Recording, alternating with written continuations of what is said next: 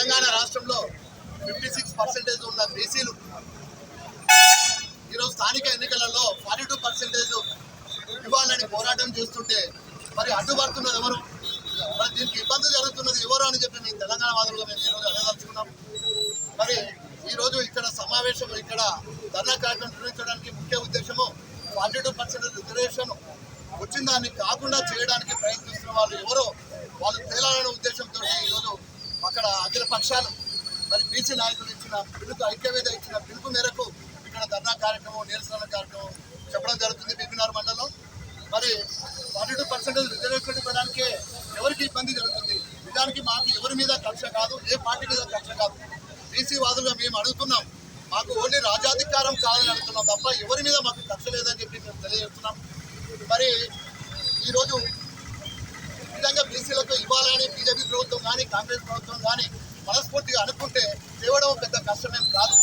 కానీ ఏదో చౌకబారు మాటలు మాట్లాడి బీసీలు మభ్యపెట్టడానికే ప్రయత్నం చేస్తూ ఓట్లకు పోయి ఏదో ఓట్లు బీసీలు తీసుకుందామనే ప్రయత్నం చేస్తున్నారు. దాన్ని మేము ఖండిస్తున్నాము, ఏకకంఠంగా బీసీలందరూ ఖండిస్తున్నాము.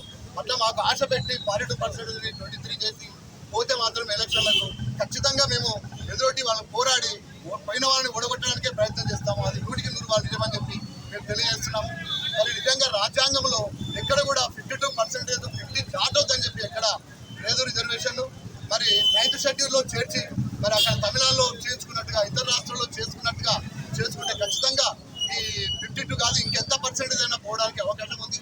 మరి రాజ్యాంగబద్ధంగా చట్టబద్ధంగా మరి పార్లమెంట్లో కానీ ఇక్కడ పాస్ చేసుకొని తీసుకొచ్చి బీసీలకు మరి ఎలక్షన్లు లబ్ధి పొందే విధంగా బీసీలకు న్యాయం చేయాలని చెప్పి నేను కోరుకుంటూ ఈరోజు ఇక్కడికి వచ్చిన ముఖ్య నాయకులకు మరి అదేవిధంగా ఈరోజు స్వచ్ఛందంగా బంద్ పాటించి సహకరిస్తున్న దుకాణదారులకు కానీ ఇక్కడ అదేవిధంగా విద్యా సంస్థలకు కానీ అందరికీ కూడా ధన్యవాదాలు తెలియజేసుకుంటూ జై తెలంగాణ, జై జై తెలంగాణ, జై తెలంగాణ.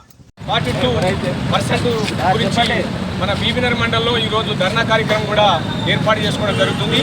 ఈ కార్యక్రమం మరి ఇంత అఖిలపక్ష నాయకులు అందరం కలిసి ఈ కార్యక్రమంలో పాల్గొన్నాం. కానీ మరి అస్సలు అడ్డుపడే నాయకులు ఎవరు, ఏ పార్టీ అడ్డుపడుతుంది, కాంగ్రెస్ అడ్డుపడుతుందా, బీజేపీ అడ్డుపడుతుందా, బీఆర్ఎస్ పార్టీ అడ్డుపడుతుందా, దేని గురించి అని అందరూ అఖిలపక్ష సమావేశము నేనున్నాం మేమున్నామని అందరూ వచ్చి ధర్నా కార్యక్రమంలో పాల్గొన్నారు. స్వచ్ఛందంగా జరుగుతున్నది. వాస్తవానికి ముఖ్యమంత్రి గారు 2 సంవత్సరాలు అవుతున్నది. బీసీల మీద నిజంగానే మమకారం ఉంటే బీసీ మంత్రివర్గంలో 42% ఇచ్చి అతను నిబద్ధత నిరూపించుకోవాలని కోరుకుంటున్నాము. అలాగే ఎన్నికల కాలయాపన చేయడానికే ఇది ఒక ముందు తీసుకొచ్చి వాదన పెడుతున్నాడు. అతనికి టెక్నికల్గా చూసుకొని అతని దగ్గర న్యాయ సలహాలు తీసుకొని ప్రభుత్వం ముందు దీన్ని 9th షెడ్యూల్లో పెట్టి గవర్నమెంట్ నుంచి ఆమోదం పొంది, రాష్ట్రపతి దగ్గర ఆమోదం పొంది తమిళనాడులో ఎలా జరిగిందో అలా పెట్టాలని కోరుకుంటున్నాము. అలా కాకుండా నేను సర్వే అని ఒక 6 నెలలు కాలయాపన చేసుకుంటూ తర్వాత నేను తీర్మానం చేసి గవర్నర్ దగ్గర పెట్టినాను అంటున్నాడు, ప్రపోజల్ పంచిన అంటున్నాడు. గవర్నర్ దగ్గర పెండింగ్ ఉంది. ధర్నా కార్యక్రమాన్ని ఢిల్లీలో ఒకసారి పెట్టాడు, రాష్ట్రపతి దగ్గర ఒకసారి పెట్టాడు. ఇది కాలయాపనగా సరిపోతుంది. ఎందుకంటే గ్రామాలు అభివృద్ధి చెందుతలేవు. గ్రామాల నుంచి రావాల్సిన, కేంద్ర ప్రభుత్వం నుంచి రావాల్సిన ఫండ్ను ఆపేయడం జరుగుతుంది. అతను కావాలని స్వార్థానికి దీన్ని కాలయాపన చేస్తున్నాడు. కానీ కంపల్సరీ 42% బీసీ రిజర్వేషన్స్ అమలు పరిచి తొందరలోనే ఎన్నికలు జరపాలని కోరుకుంటున్నాను.